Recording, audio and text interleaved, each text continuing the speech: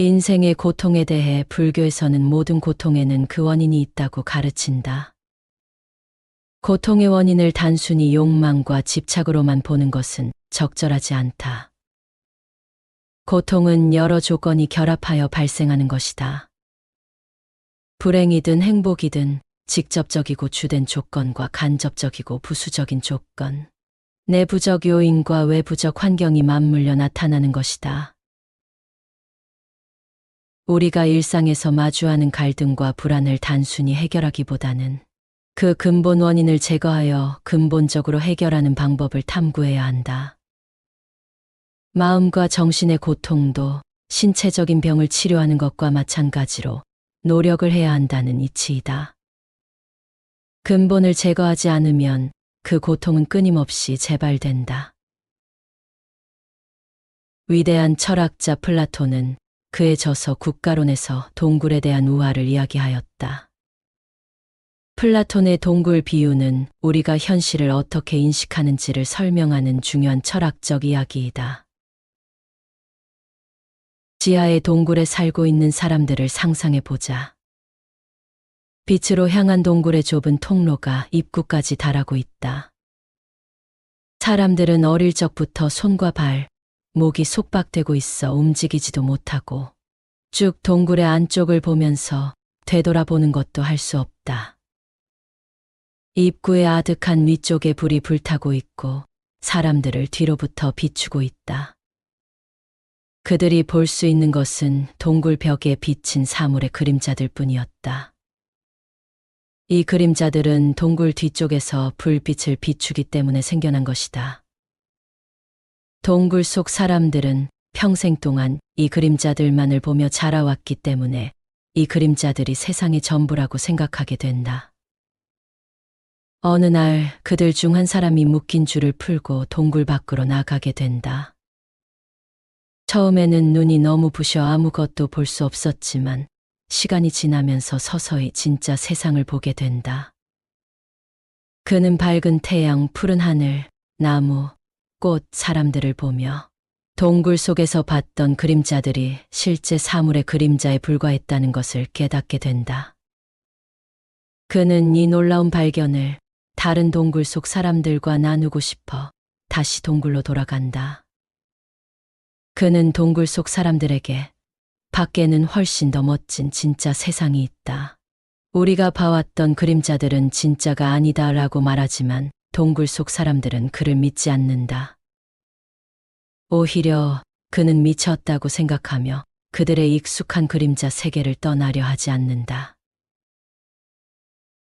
플라톤은 이 비유를 통해 우리가 보고 경험하는 현실이 실제로는 왜곡된 모습일 수 있음을 말하고자 했다. 우리가 일상에서 접하는 감각적인 경험들은 진리의 일부분에 불과하며 진정한 진리는 그것을 넘어 존재한다는 것이다. 이 비유는 우리가 익숙하고 편안한 틀에서 벗어나 새로운 관점과 진리를 탐구해야 함을 강조한다. 또한 우리의 인식과 이해가 때로는 편견과 제한된 경험에 의해 왜곡될 수 있음을 상기시킨다. 왜곡된 인식과 고통을 불교 경전에서는 잘못된 생각이 잘못된 행위를 낳고 잘못된 행위가 고통을 낳는다고 진단한다. 따라서 고통과 불안을 근본적으로 해결하기 위해서는 잘못된 생각, 즉 왜곡된 자신의 관점을 해체하는 것이 중요하다. 우리는 진리를 제대로 파악하지 못하기 때문에 잘못된 판단을 하고 불필요한 감정에 휘말리곤 한다. 장자는 이런 말을 남겼다. 우물 속에 있는 개구리에게는 바다에 대해 설명할 수가 없다. 그 개구리는 우물이라는 공간에 갇혀 있기 때문이다. 한여름에만 사는 여름 곤충에게는 얼음에 대해 설명해 줄 수 없다. 그 곤충은 자신이 사는 여름이라는 시간만 고집하기 때문이다. 편협한 지식인에게는 진정한 도의 세계를 설명해 줄 수 없다. 그 사람은 자신이 알고 있는 가르침에 묶여 있기 때문이다. 사자성어인 정저지화가 장자의 가르침에서 왔다. 우리가 흔히 알고 있는 우물안 개구리라는 속담이다. 우물 안의 개구리는 우물 밖의 넓은 세상을 모르는 상태를 비유한 것이다. 우물 안 개구리는 자신이 보고 경험한 작은 세계가 전부라고 생각한다. 그래서 더 넓고 큰 세상이 존재한다는 사실을 알지 못하고 다른 개구리가 넓은 세상의 존재를 말해도 믿지 않는다. 이는 자신의 제한된 경험과 관점만을 고집하고 다른 관점을 받아들이지 못하는 인식의 오류를 보여준다. 우리가 경험하는 모든 것이 실제로는 우리의 마음, 즉 우리의 생각과 인식에 의해 만들어진다는 것이다. 우리가 세상을 경험할 때 눈으로 보고, 귀로 듣고, 코로 냄새를 맡고, 피부로 느끼고, 입으로 맛을 본다. 이 모든 감각을 통해 정보를 받아들인다. 그러나 이러한 정보들은 항상 정확하지 않다. 우리의 마음이 이 정보를 어떻게 받아들이고 해석하느냐에 따라 우리의 경험과 생각이 달라지는 것이다. 달리 말하면 우리의 마음이 이러한 감각 정보를 어떻게 처리하느냐에 따라 세상을 다르게 인식할 수 있다는 것이다.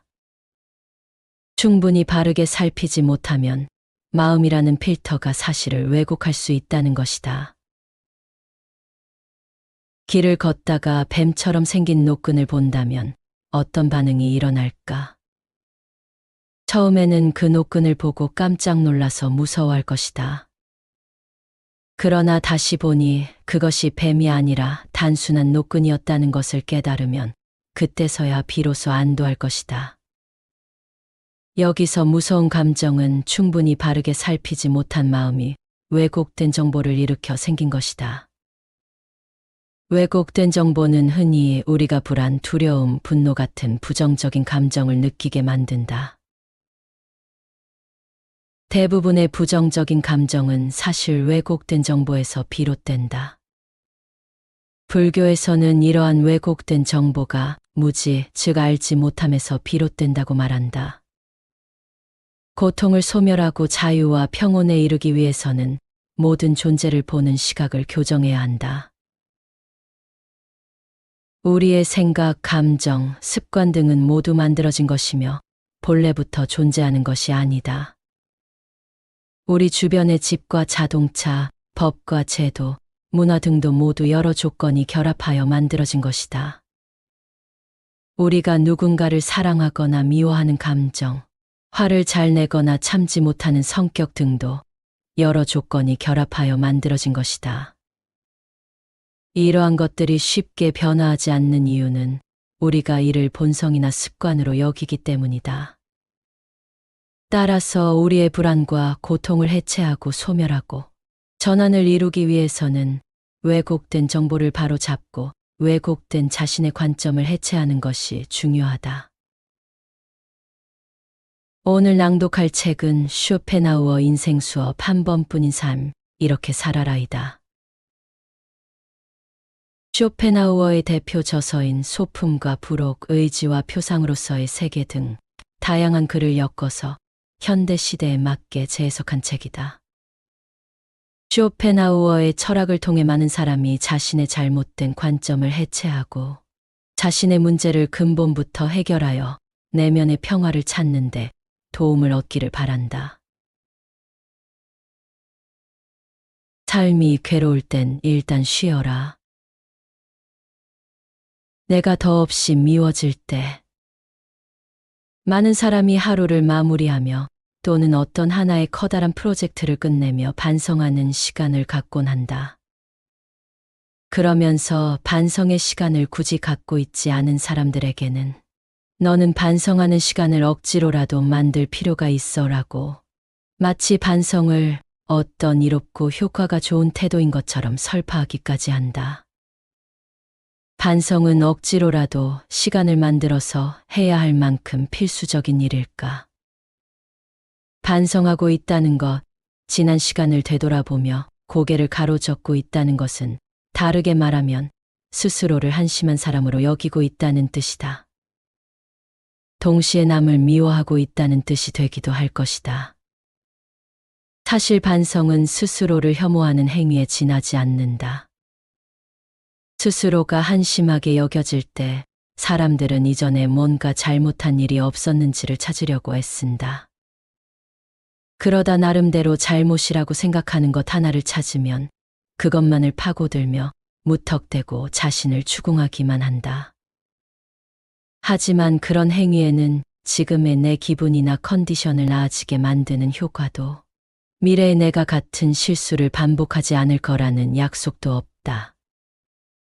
사람은 쉽게 바뀌지 않는 존재이기 때문에 언젠가 어떤 형식으로든 비슷한 실수를 거듭할 것이기 때문이다. 그렇다면 다시 한번 생각해 보자. 당신이 매일 밤 따로 시간을 마련하여 반성을 하는 데에는 과연 어떤 대단한 의미가 있는 것일까?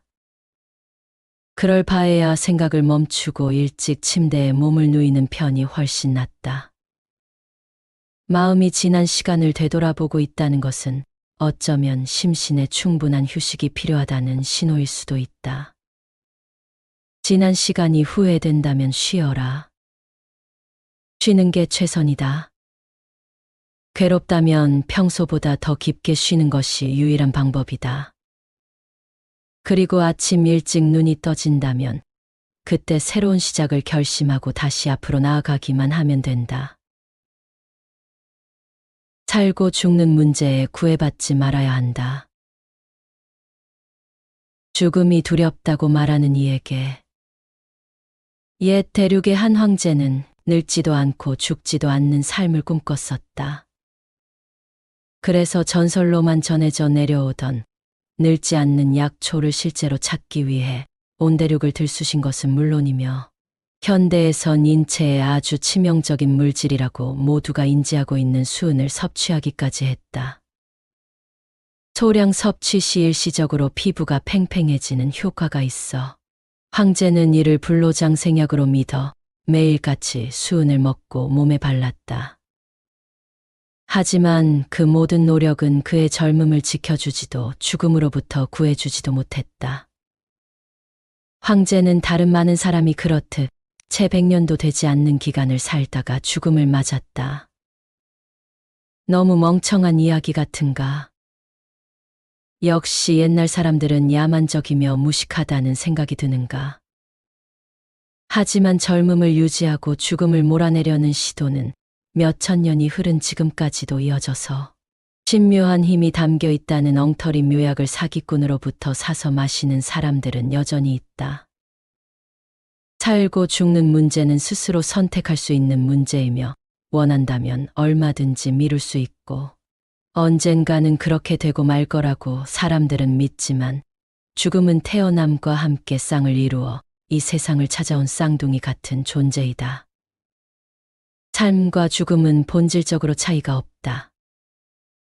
죽음이 삶을 위태롭게 만들지 않고 삶이 죽음을 비굴하게 만들지 않는다는 말이다.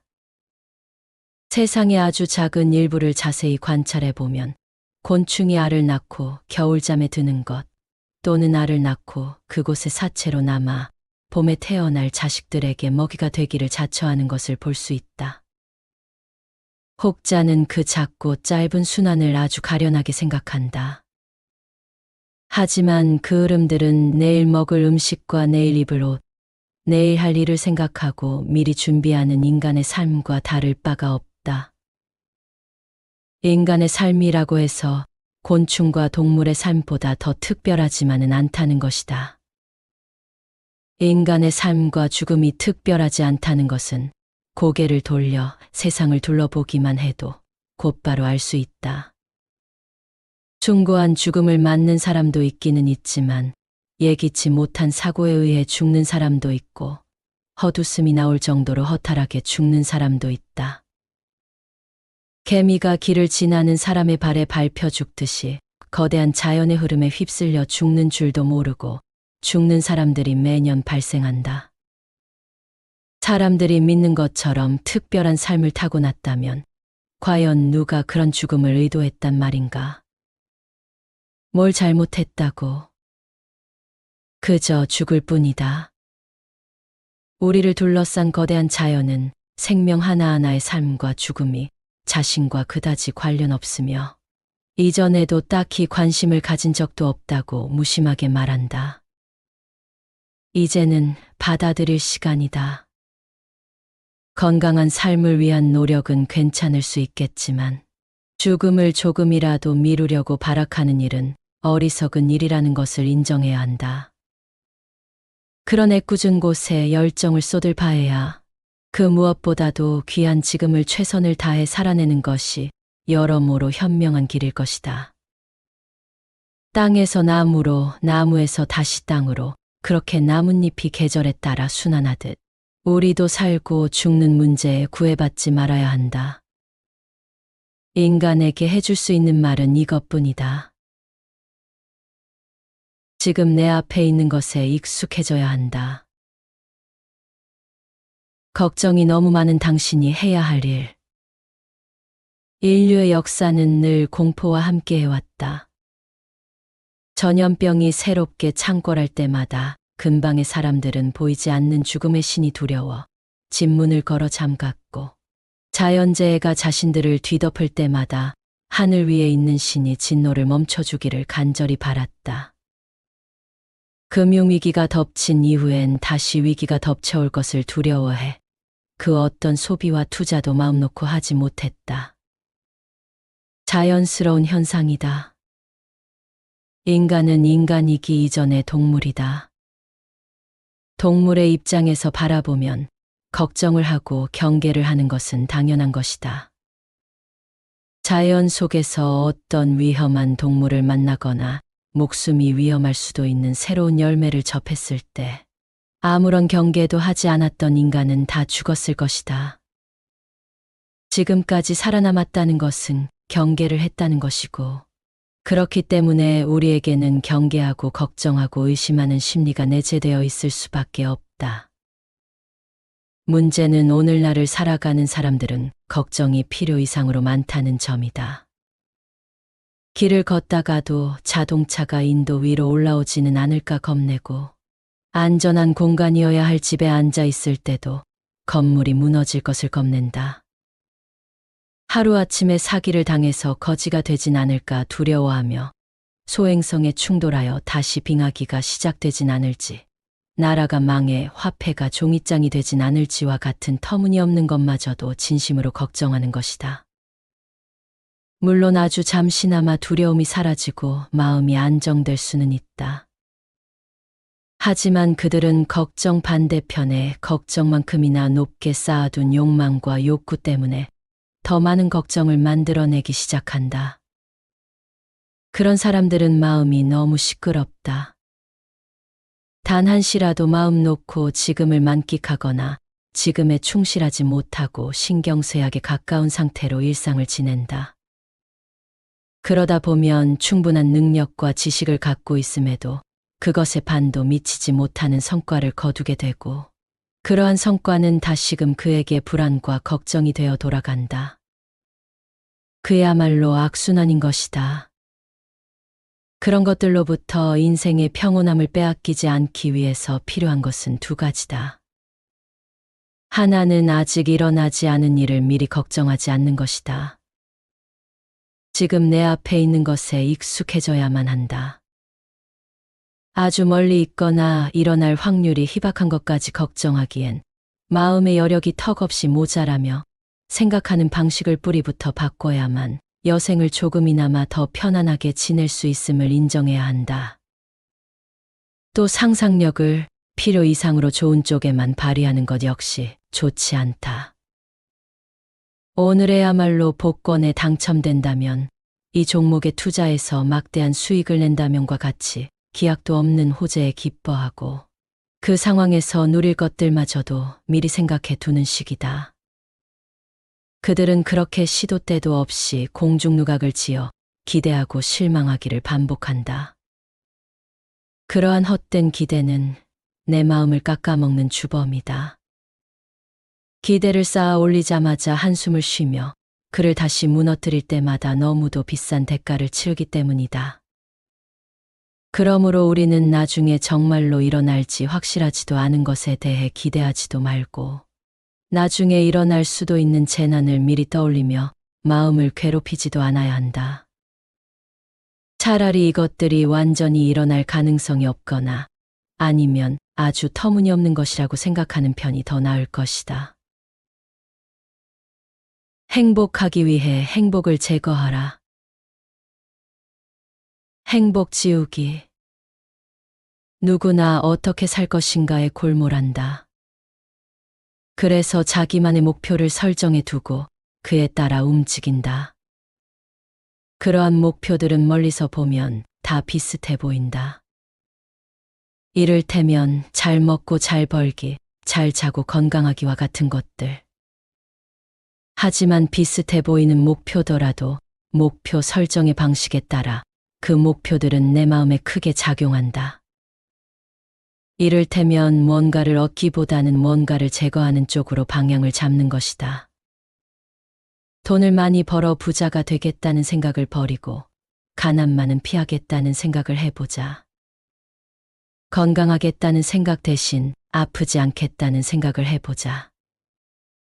하루하루를 즐겁게 지내자고 결심하기보다는 욕을 먹거나 비난받지 않겠다고 생각해보자.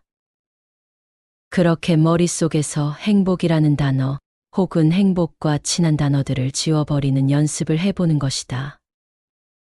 꽤 고약한 말장난처럼 느껴지기도 하겠지만 이건 더없이 현실적이고도 확실한 수칙이 될 수 있다. 모든 향락에는 고통이 따른다. 그리고 견유학파 철학자들은 아주 오래전부터 약간의 고통이 따르는 향락보다는 향락 없는 대신 고통도 없는 삶이 낫다고 주장해왔다. 인생은 불행해지기는 쉬워도 행복해지기는 어렵다. 행복을 포기하는 것은 위선도 아니고 절망도 아니다. 오히려 가장 현명한 선택이다. 인생의 지혜란 어떤 일을 겪고 어떤 사람을 만나고 어떤 상태에 놓이더라도 실망하지 않고 기대하지 않고 놀라지도 않는 중용의 미덕이다. 크게 실패해도 크게 슬퍼하지 마라. 크게 성공해도 크게 기뻐하지 마라. 나이가 더 많이 들면 알게 되겠지만 인생에는 사실 크게 휘둘릴 만큼 가치가 넘치지 않는다. 오히려 그를 화려하게 여길수록 위험해진다. 세상은 하나의 거대한 무대다. 눈에 보이는 건 겉모습뿐 연극이 끝나면 화려한 무대는 철거되고 텅 빈 창고만 남을 것이다. 그리고 그러한 연극을 필요 이상으로 즐긴 사람은 그 후의 적막까지도 감당하게 되리라. 조금이라도 이른 나이에 이를 깨달으면 삶의 통찰 자체가 달라질 것이다.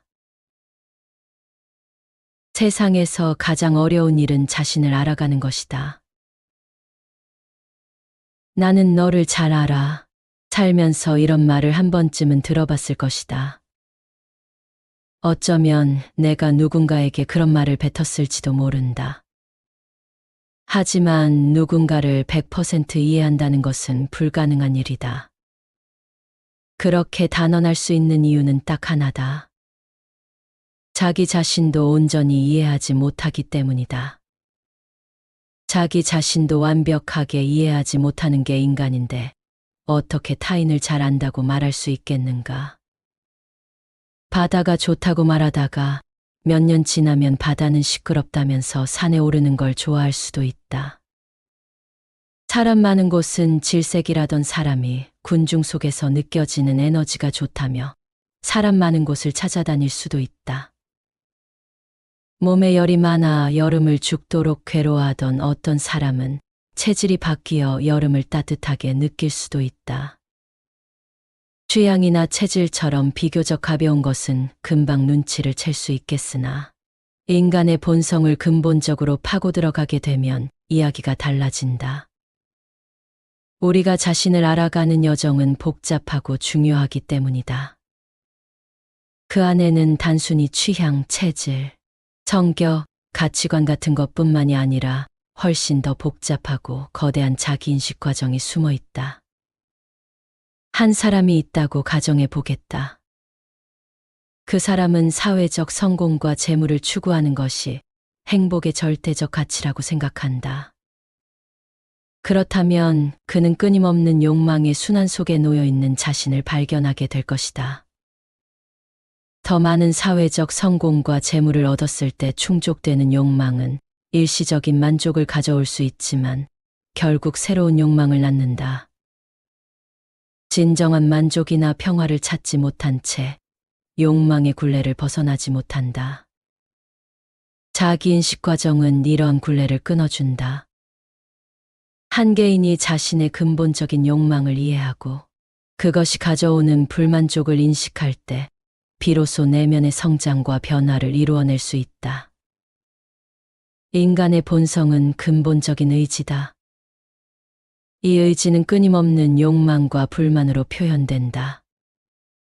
인간이 겪는 고통과 불만족은 끊임없는 욕망에서 비롯되는 경우가 많다.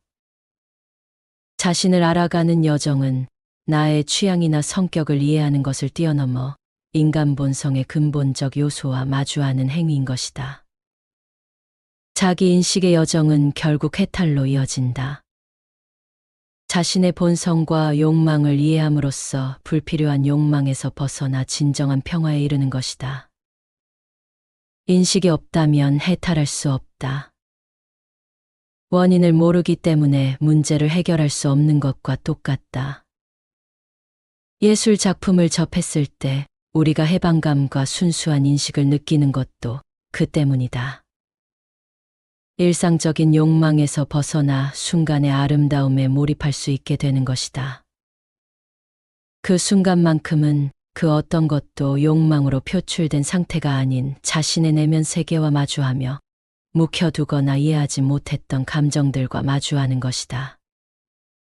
자기 자신을 알아가는 모든 여정은 단순히 자아에 대한 지식을 넓히는 것을 뜻하지 않는다. 자신의 근본적인 욕망과의 투쟁이며 그러한 행위는 궁극적으로 나에 대한 깊은 이해로 이어진다.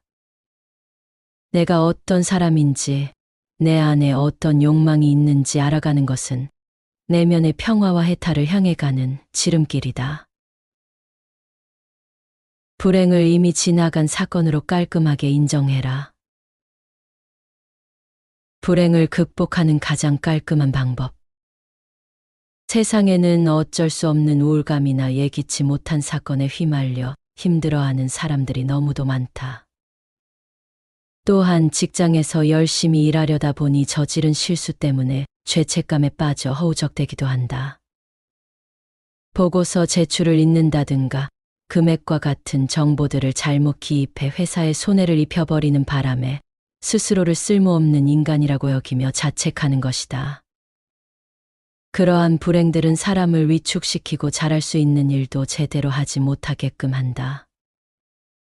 그리고 그것이 반복되다 보면 악순환에 빠지게 되는데 사람들은 흔히 그것을 슬럼프라고 부르기도 한다. 누구도 슬럼프에 빠지는 것을 원치 않을 것이다. 그렇다면 우리는 이 흐름을 어떻게 끊을 수 있을까? 살아가면서 어쩔 수 없이 불행은 찾아올 것이고 실수는 저질러질 텐데 그때마다 그것들을 어떤 태도로 받아들이면 좋은 걸까? 대답은 심플하다. 불행을 이미 지나간 하나의 사건으로 깔끔하게 인정하고 그것으로부터 자유로워지는 것이다. 당신이 직장에서 실수를 저질러서 크게 낙담했다고 해서 달라지는 것은 없다. 똑같은 실수를 저질렀어도 그것에 계속 얽매여 있는 사람과 받아들이고 인정하며 다음에는 그러지 않을 것이야 다짐하는 사람은 회복하고 나아가는 속도가 다를 수밖에 없다. 불행은 그 자체로 징계다. 불행이 이미 지나갔는데 자기 징계를 반복하는 것은 그 자체로 또 다른 불행을 불러오는 비극이 된다. 명백히 저지른 실수에 대해 변명하거나 축소하거나 미화할 필요는 없다. 깨끗이 인정하고 징계를 받고 우연히 생긴 비극으로 인생의 페이지에 적어둔 뒤 책장을 덮어버리면 그만인 것이다. 물론 이것이 마음처럼 쉽지만은 않겠지만 이와 같이 인정하는 연습을 반복한다면 무엇이든 더 잘 해내는 당신, 무엇으로부터도 쓰러지지 않는 당신이 되어갈 것이다. 하차는 지금일지라도 가장 찬란했던 과거보다는 우월하다. 가장 비싼 것은 지금이다. 오래된 술집이나 한낮의 공원이 가끔 이상하리 많지 우울하게 느껴지는 것은 그곳에 과거의 망령이 깃들어 있기 때문이다. 귀를 잘 기울여 보면 그곳에는 굉장히 높은 확률로 옛날 얘기를 하는 사람이 있다. 지금은 별 볼 일 없는 삶을 살고 있지만 몇 년 전에는 커다란 돈을 주물렀다는 이야기, 지금은 몸이 다 늙어버렸지만 그때는 누가 봐도 근사한 외모를 갖고 있었다는 이야기를 앵무새처럼 늘어놓는 사람들이 어김없이 그곳 어딘가에 숨어 있는 것이다. 물론 다시금 내 것이 될 수 없을지 모르는 영광의 그날을 추억하거나 땅을 치며 과거를 후회하는 것은 어디까지나 자유이다. 그러나 그것을 듣는 사람이 감탄하느냐, 심드렁해하느냐는 다른 이야기다. 보통 과거의 무용담을 듣는 사람들은 그다지 놀라워하지 않는다. 앞에 있는 사람이 과거에 아무리 대단한 사람이었다고 해도 지금은 그다지 대단해 보이지 않으니 나와는 상관없는 이야기라고 생각하게 되기 때문이다. 시간은 단 한순간도 멈추지 않고 늘 그래왔던 것처럼 계속해서 흐른다.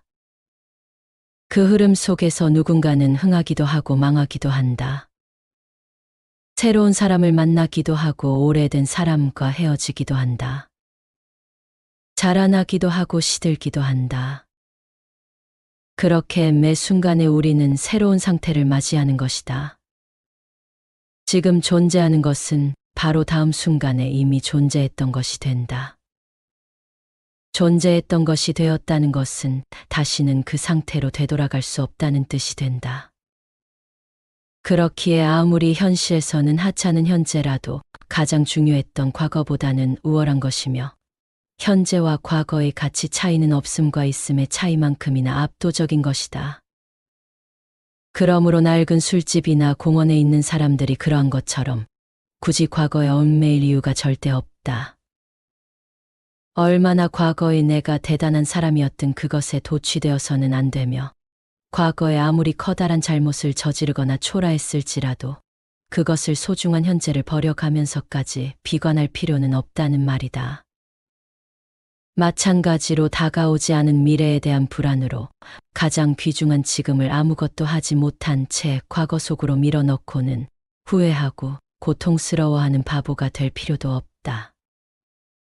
살아서 숨 쉬고 있는 이 순간에도 순간은 순식간에 과거의 허상이 되어버리고 있다는 이 진리가 삶을 더욱 허무하게 만들 수도 있겠지만 그건 지금을 어떻게 살아가야 할 것인가를 명확히 정할 수 있을 만큼 자기만의 진리를 깨우친 자에게는 오히려 매 순간을 소중하게 살아가야 하는 우주에서 가장 찬란한 이유가 되어주기도 할 것이다.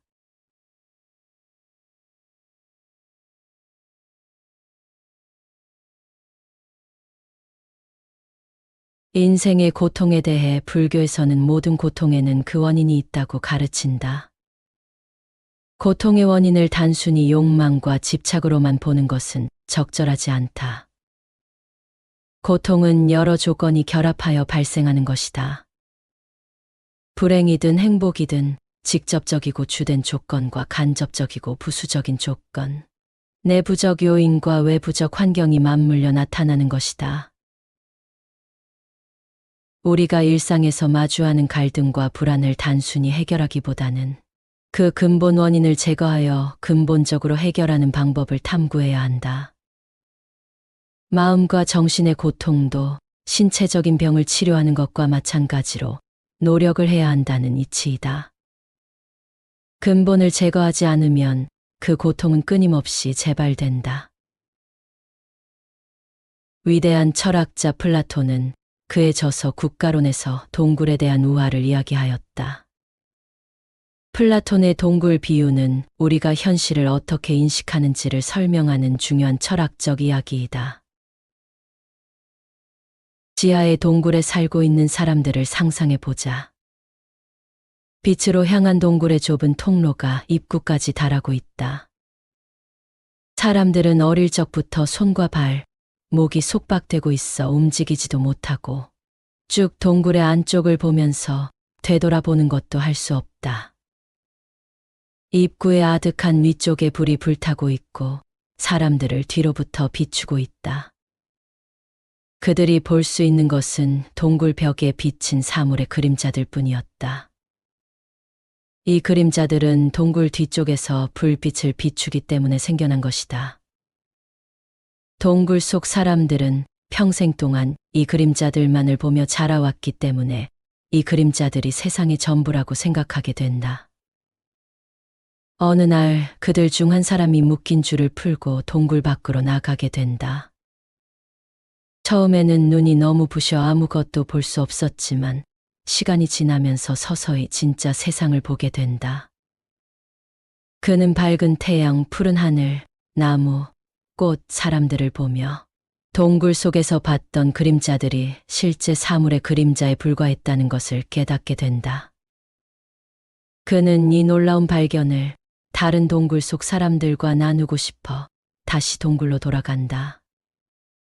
그는 동굴 속 사람들에게 밖에는 훨씬 더 멋진 진짜 세상이 있다. 우리가 봐왔던 그림자들은 진짜가 아니다라고 말하지만 동굴 속 사람들은 그를 믿지 않는다. 오히려 그는 미쳤다고 생각하며 그들의 익숙한 그림자 세계를 떠나려 하지 않는다. 플라톤은 이 비유를 통해 우리가 보고 경험하는 현실이 실제로는 왜곡된 모습일 수 있음을 말하고자 했다.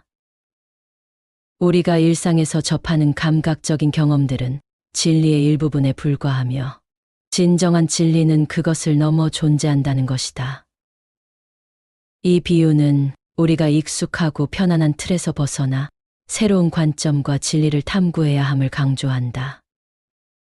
또한 우리의 인식과 이해가 때로는 편견과 제한된 경험에 의해 왜곡될 수 있음을 상기시킨다.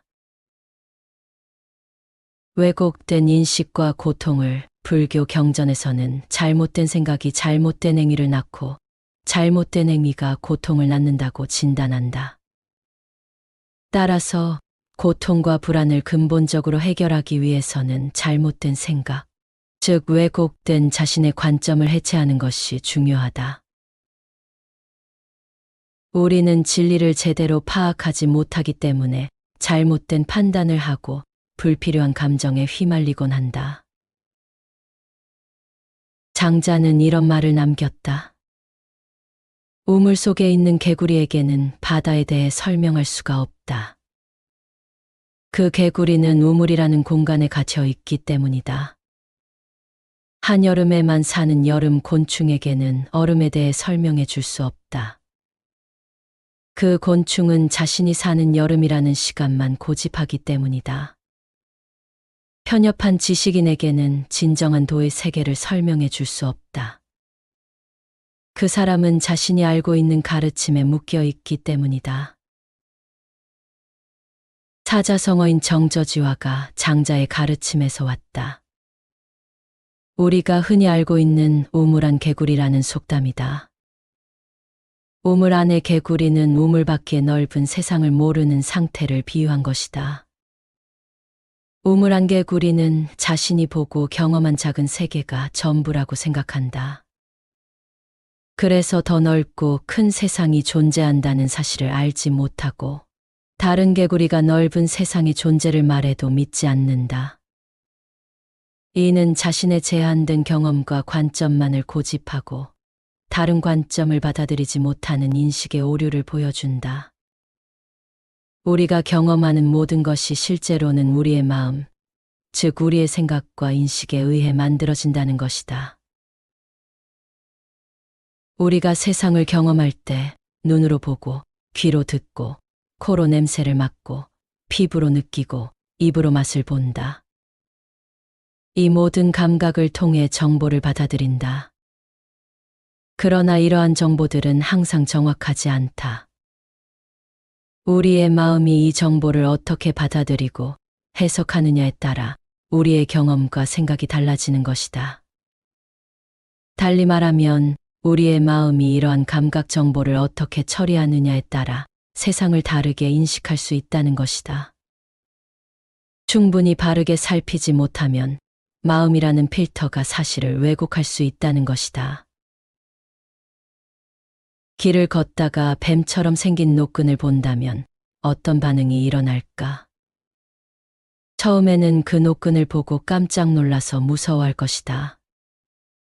그러나 다시 보니 그것이 뱀이 아니라 단순한 노끈이었다는 것을 깨달으면 그때서야 비로소 안도할 것이다.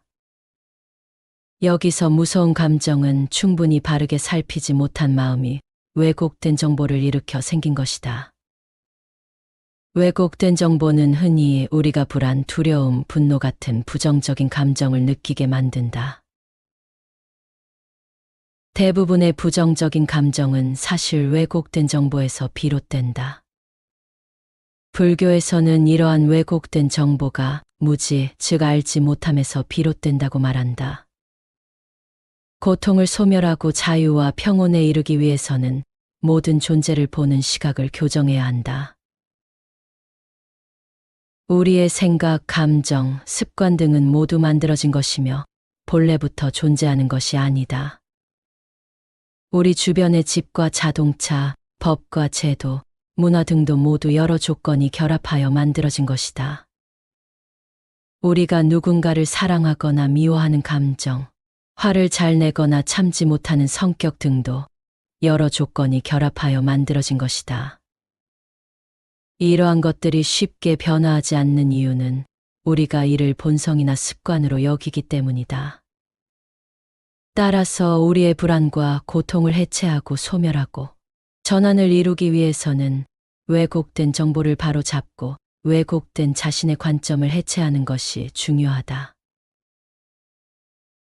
오늘 낭독할 책은 쇼펜하우어 인생 수업 한 번뿐인 삶, 이렇게 살아라이다. 쇼펜하우어의 대표 저서인 소품과 부록, 의지와 표상으로서의 세계 등 다양한 글을 엮어서 현대 시대에 맞게 재해석한 책이다. 쇼펜하우어의 철학을 통해 많은 사람이 자신의 잘못된 관점을 해체하고 자신의 문제를 근본부터 해결하여 내면의 평화를 찾는데 도움을 얻기를 바란다. 삶이 괴로울 땐 일단 쉬어라. 내가 더없이 미워질 때. 많은 사람이 하루를 마무리하며 또는 어떤 하나의 커다란 프로젝트를 끝내며 반성하는 시간을 갖곤 한다.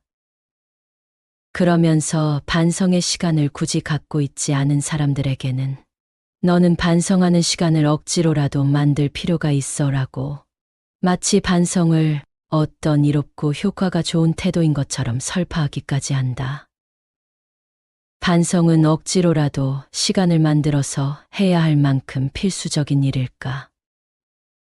반성하고 있다는 것, 지난 시간을 되돌아보며 고개를 가로젓고 있다는 것은 다르게 말하면 스스로를 한심한 사람으로 여기고 있다는 뜻이다. 동시에 남을 미워하고 있다는 뜻이 되기도 할 것이다. 사실 반성은 스스로를 혐오하는 행위에 지나지 않는다. 스스로가 한심하게 여겨질 때 사람들은 이전에 뭔가 잘못한 일이 없었는지를 찾으려고 애쓴다.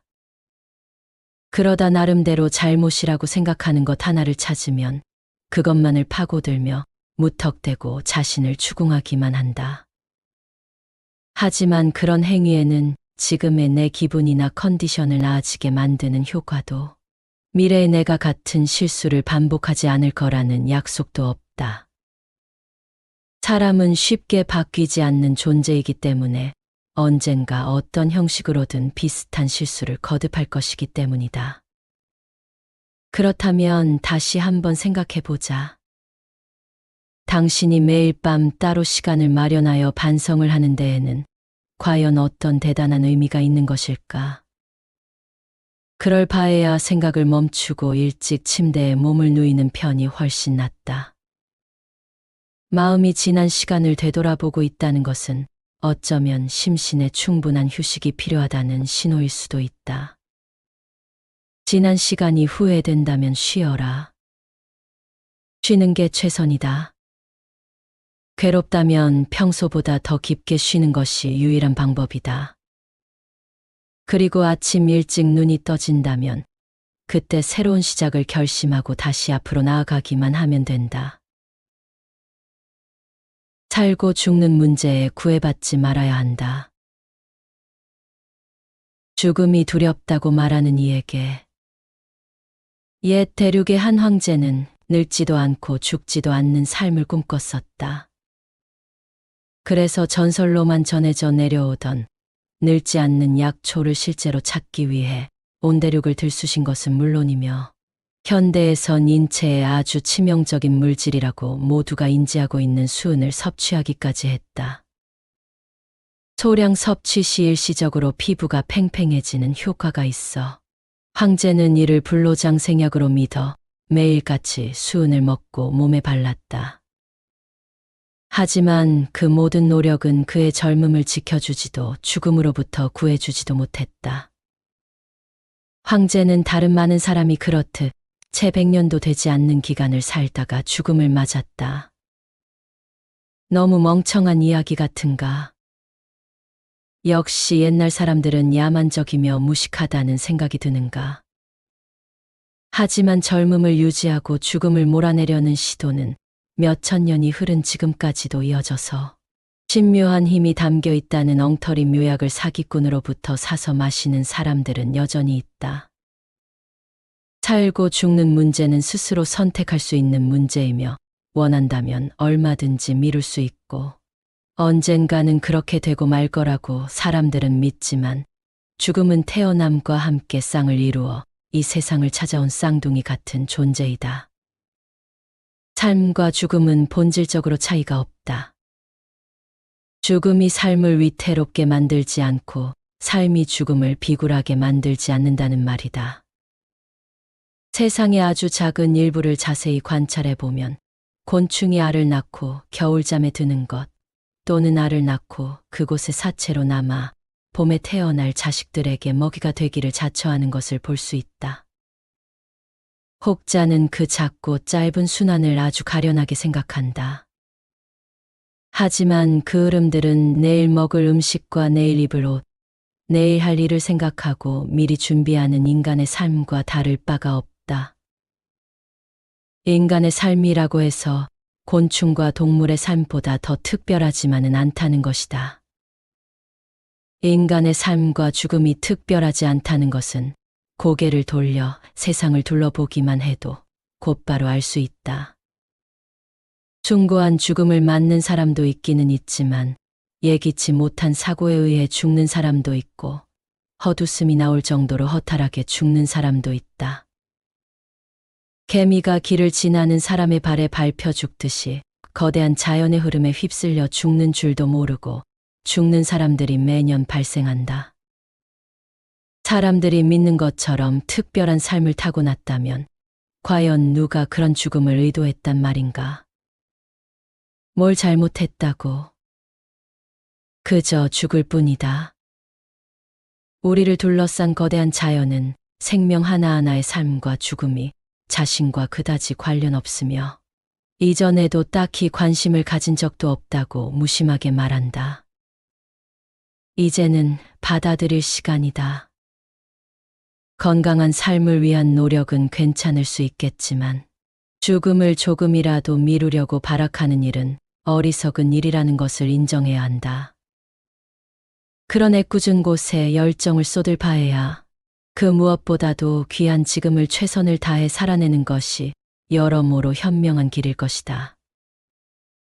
땅에서 나무로, 나무에서 다시 땅으로 그렇게 나뭇잎이 계절에 따라 순환하듯 우리도 살고 죽는 문제에 구애받지 말아야 한다. 인간에게 해줄 수 있는 말은 이것뿐이다. 지금 내 앞에 있는 것에 익숙해져야 한다. 걱정이 너무 많은 당신이 해야 할 일. 인류의 역사는 늘 공포와 함께 해왔다.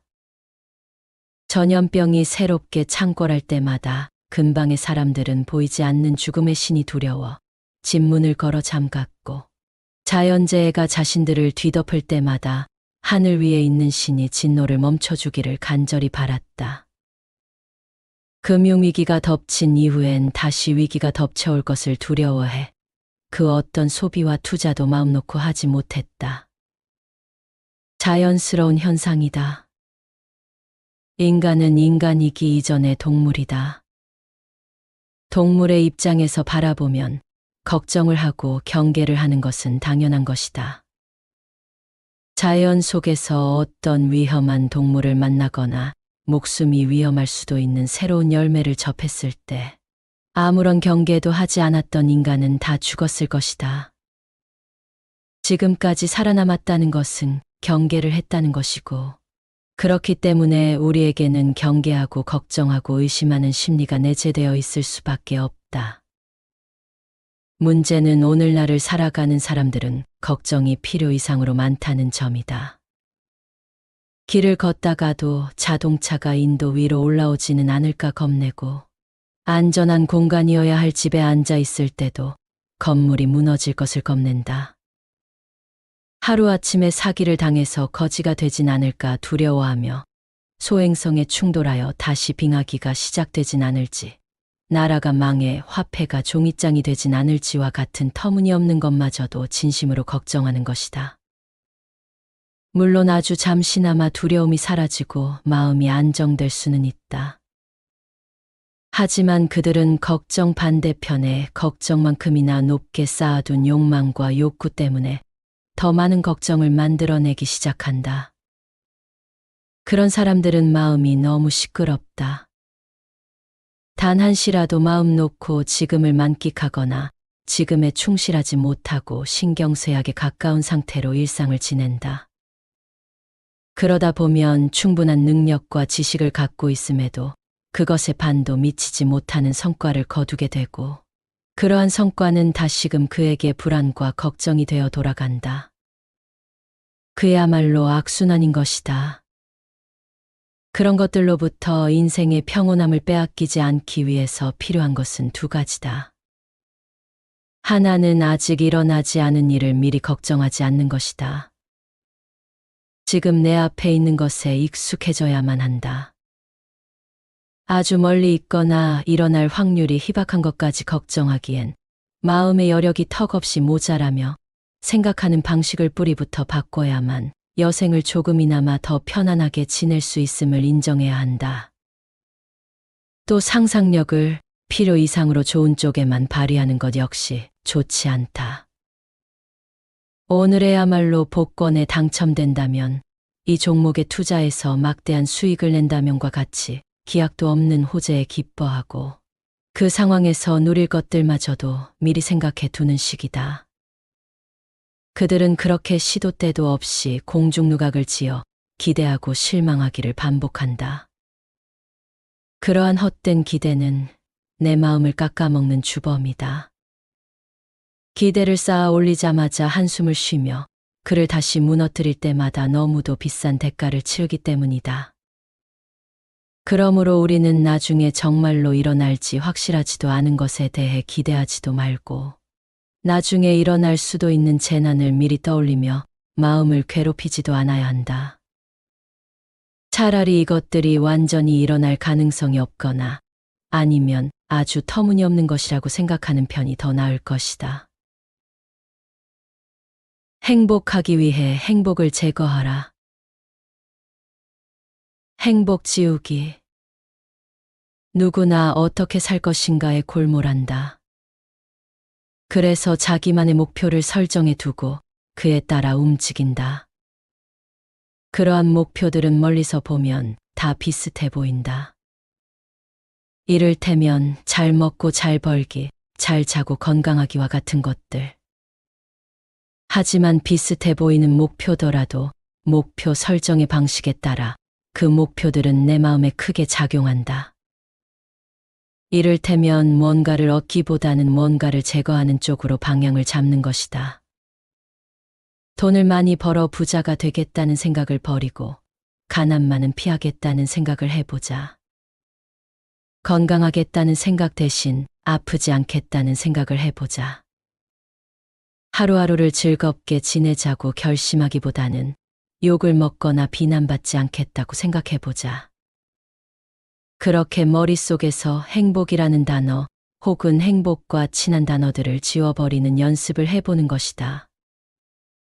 꽤 고약한 말장난처럼 느껴지기도 하겠지만 이건 더없이 현실적이고도 확실한 수칙이 될 수 있다. 모든 향락에는 고통이 따른다. 그리고 견유학파 철학자들은 아주 오래전부터 약간의 고통이 따르는 향락보다는 향락 없는 대신 고통도 없는 삶이 낫다고 주장해왔다. 인생은 불행해지기는 쉬워도 행복해지기는 어렵다. 행복을 포기하는 것은 위선도 아니고 절망도 아니다. 오히려 가장 현명한 선택이다. 인생의 지혜란 어떤 일을 겪고 어떤 사람을 만나고 어떤 상태에 놓이더라도 실망하지 않고 기대하지 않고 놀라지도 않는 중용의 미덕이다. 크게 실패해도 크게 슬퍼하지 마라. 크게 성공해도 크게 기뻐하지 마라. 나이가 더 많이 들면 알게 되겠지만 인생에는 사실 크게 휘둘릴 만큼 가치가 넘치지 않는다. 오히려 그를 화려하게 여길수록 위험해진다. 세상은 하나의 거대한 무대다. 눈에 보이는 건 겉모습뿐, 연극이 끝나면 화려한 무대는 철거되고 텅 빈 창고만 남을 것이다. 그리고 그러한 연극을 필요 이상으로 즐긴 사람은 그 후의 적막까지도 감당하게 되리라. 조금이라도 이른 나이에 이를 깨달으면 삶의 통찰 자체가 달라질 것이다. 세상에서 가장 어려운 일은 자신을 알아가는 것이다. 나는 너를 잘 알아. 살면서 이런 말을 한 번쯤은 들어봤을 것이다. 어쩌면 내가 누군가에게 그런 말을 뱉었을지도 모른다. 하지만 누군가를 100% 이해한다는 것은 불가능한 일이다. 그렇게 단언할 수 있는 이유는 딱 하나다. 자기 자신도 온전히 이해하지 못하기 때문이다. 자기 자신도 완벽하게 이해하지 못하는 게 인간인데 어떻게 타인을 잘 안다고 말할 수 있겠는가? 바다가 좋다고 말하다가 몇 년 지나면 바다는 시끄럽다면서 산에 오르는 걸 좋아할 수도 있다. 사람 많은 곳은 질색이라던 사람이 군중 속에서 느껴지는 에너지가 좋다며 사람 많은 곳을 찾아다닐 수도 있다. 몸에 열이 많아 여름을 죽도록 괴로워하던 어떤 사람은 체질이 바뀌어 여름을 따뜻하게 느낄 수도 있다. 취향이나 체질처럼 비교적 가벼운 것은 금방 눈치를 챌 수 있겠으나 인간의 본성을 근본적으로 파고 들어가게 되면 이야기가 달라진다. 우리가 자신을 알아가는 여정은 복잡하고 중요하기 때문이다. 그 안에는 단순히 취향, 체질, 성격, 가치관 같은 것뿐만이 아니라 훨씬 더 복잡하고 거대한 자기인식 과정이 숨어 있다. 한 사람이 있다고 가정해 보겠다. 그 사람은 사회적 성공과 재물을 추구하는 것이 행복의 절대적 가치라고 생각한다. 그렇다면 그는 끊임없는 욕망의 순환 속에 놓여 있는 자신을 발견하게 될 것이다.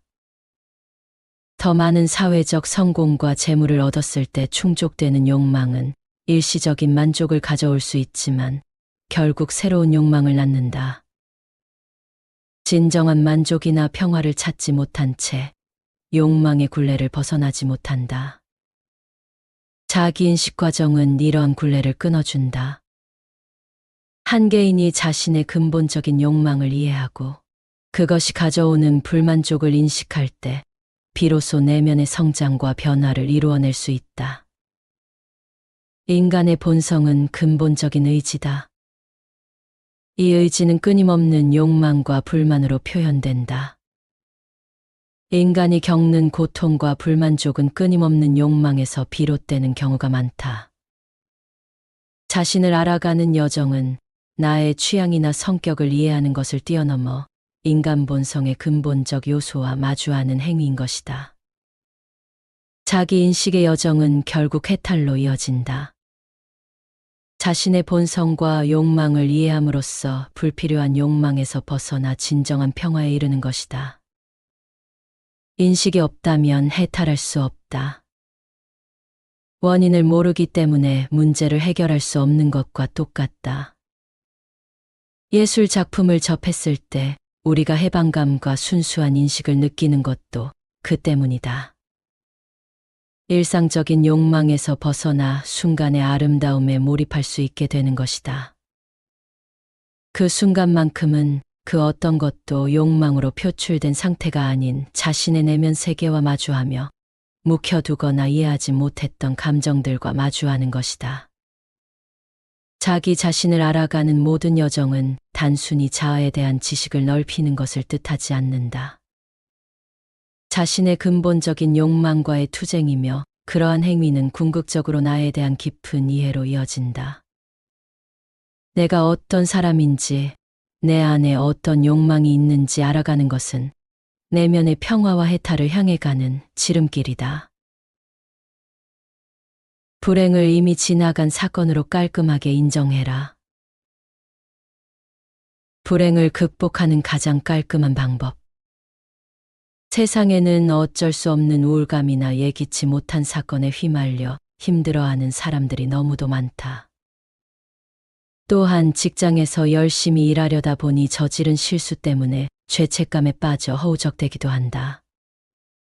보고서 제출을 잊는다든가 금액과 같은 정보들을 잘못 기입해 회사에 손해를 입혀버리는 바람에 스스로를 쓸모없는 인간이라고 여기며 자책하는 것이다. 그러한 불행들은 사람을 위축시키고 잘할 수 있는 일도 제대로 하지 못하게끔 한다. 그리고 그것이 반복되다 보면 악순환에 빠지게 되는데 사람들은 흔히 그것을 슬럼프라고 부르기도 한다. 누구도 슬럼프에 빠지는 것을 원치 않을 것이다. 그렇다면 우리는 이 흐름을 어떻게 끊을 수 있을까? 살아가면서 어쩔 수 없이 불행은 찾아올 것이고 실수는 저질러질 텐데 그때마다 그것들을 어떤 태도로 받아들이면 좋은 걸까? 대답은 심플하다. 불행을 이미 지나간 하나의 사건으로 깔끔하게 인정하고 그것으로부터 자유로워지는 것이다. 당신이 직장에서 실수를 저질러서 크게 낙담했다고 해서 달라지는 것은 없다. 똑같은 실수를 저질렀어도 그것에 계속 얽매여 있는 사람과 받아들이고 인정하며 다음에는 그러지 않을 것이야 다짐하는 사람은 회복하고 나아가는 속도가 다를 수밖에 없다. 불행은 그 자체로 징계다. 불행이 이미 지나갔는데 자기 징계를 반복하는 것은 그 자체로 또 다른 불행을 불러오는 비극이 된다. 명백히 저지른 실수에 대해 변명하거나 축소하거나 미화할 필요는 없다. 깨끗이 인정하고 징계를 받고 우연히 생긴 비극으로 인생의 페이지에 적어둔 뒤 책장을 덮어버리면 그만인 것이다. 물론 이것이 마음처럼 쉽지만은 않겠지만 이와 같이 인정하는 연습을 반복한다면 무엇이든 더 잘 해내는 당신, 무엇으로부터도 쓰러지지 않는 당신이 되어갈 것이다. 하찮은 지금일지라도 가장 찬란했던 과거보다는 우월하다. 가장 비싼 것은 지금이다. 오래된 술집이나 한낮의 공원이 가끔 이상하리 많지 우울하게 느껴지는 것은 그곳에 과거의 망령이 깃들어 있기 때문이다. 귀를 잘 기울여 보면 그곳에는 굉장히 높은 확률로 옛날 얘기를 하는 사람이 있다. 지금은 별 볼 일 없는 삶을 살고 있지만 몇 년 전에는 커다란 돈을 주물렀다는 이야기, 지금은 몸이 다 늙어버렸지만 그때는 누가 봐도 근사한 외모를 갖고 있었다는 이야기를 앵무새처럼 늘어놓는 사람들이 어김없이 그곳 어딘가에 숨어 있는 것이다. 물론 다시금 내 것이 될 수 없을지 모르는 영광의 그날을 추억하거나 땅을 치며 과거를 후회하는 것은 어디까지나 자유이다. 그러나 그것을 듣는 사람이 감탄하느냐, 심드렁해하느냐는 다른 이야기다. 보통 과거의 무용담을 듣는 사람들은 그다지 놀라워하지 않는다. 앞에 있는 사람이 과거에 아무리 대단한 사람이었다고 해도 지금은 그다지 대단해 보이지 않으니 나와는 상관없는 이야기라고 생각하게 되기 때문이다. 시간은 단 한순간도 멈추지 않고 늘 그래왔던 것처럼 계속해서 흐른다. 그 흐름 속에서 누군가는 흥하기도 하고 망하기도 한다. 새로운 사람을 만나기도 하고 오래된 사람과 헤어지기도 한다. 자라나기도 하고 시들기도 한다. 그렇게 매 순간에 우리는 새로운 상태를 맞이하는 것이다. 지금 존재하는 것은 바로 다음 순간에 이미 존재했던 것이 된다. 존재했던 것이 되었다는 것은 다시는 그 상태로 되돌아갈 수 없다는 뜻이 된다. 그렇기에 아무리 현실에서는 하찮은 현재라도 가장 중요했던 과거보다는 우월한 것이며 현재와 과거의 가치 차이는 없음과 있음의 차이만큼이나 압도적인 것이다. 그러므로 낡은 술집이나 공원에 있는 사람들이 그러한 것처럼 굳이 과거에 얽매일 이유가 절대 없다. 얼마나 과거의 내가 대단한 사람이었든 그것에 도취되어서는 안 되며 과거에 아무리 커다란 잘못을 저지르거나 초라했을지라도 그것을 소중한 현재를 버려가면서까지 비관할 필요는 없다는 말이다. 마찬가지로 다가오지 않은 미래에 대한 불안으로 가장 귀중한 지금을 아무것도 하지 못한 채 과거 속으로 밀어넣고는 후회하고 고통스러워하는 바보가 될 필요도 없다. 살아서 숨 쉬고 있는 이 순간에도 순간은 순식간에 과거의 허상이 되어버리고 있다는 이 진리가 삶을 더욱 허무하게 만들 수도 있겠지만 그건 지금을 어떻게 살아가야 할 것인가를 명확히 정할 수 있을 만큼 자기만의 진리를 깨우친 자에게는 오히려 매 순간을 소중하게 살아가야 하는 우주에서 가장 찬란한 이유가 되어주기도 할 것이다.